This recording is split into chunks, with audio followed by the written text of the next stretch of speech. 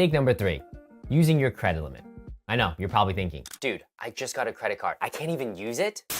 Okay, more specifically, using a lot of your available credit limit. So what exactly does this mean? Let's say you get that new credit card, $1,000 credit limit. You swipe $1,000 on it. You have every intention of paying that thing off on the due date. And so the due date comes and you pay it off. But between the day that you swiped it and when you paid it off, your credit score actually suffered because you had 100% utilization. Let's quickly level set to understand why that's important. Your credit score has 5 key components. Component number 2, which is very important, it accounts for 30% of your credit score, and that is your credit utilization. How much of your available credit are you using relative to how much credit you have? So if you have a $1,000 credit limit and you use $1,000 of it, that is a 100% utilization. In the world of credit cards, banks and other lenders like to see a utilization of under 30%. Because the more credit you use, the riskier you are. I don't think that's the case, but they think that's the case. And so the riskier you are, they're just gonna ding your credit score. So what should you do instead?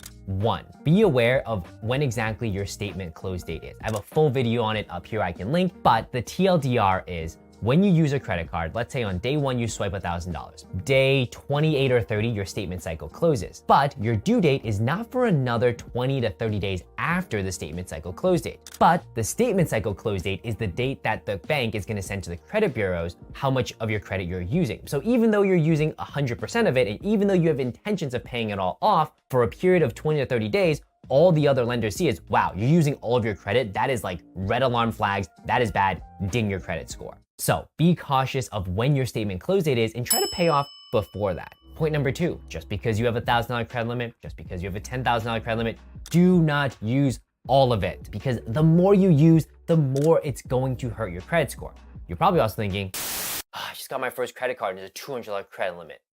That's it. That's exactly what it is, a $200 credit limit. Try to either use it and pay it off immediately or minimize how much you're using in totality, because the name of the game is get your first card, to get your second, to get your third. Even though your credit limit might be really small up front, that's fine. At some point, you're gonna be able to upgrade. Don't get too frustrated with this, but also just understand exactly how using a high credit limit can negatively impact your credit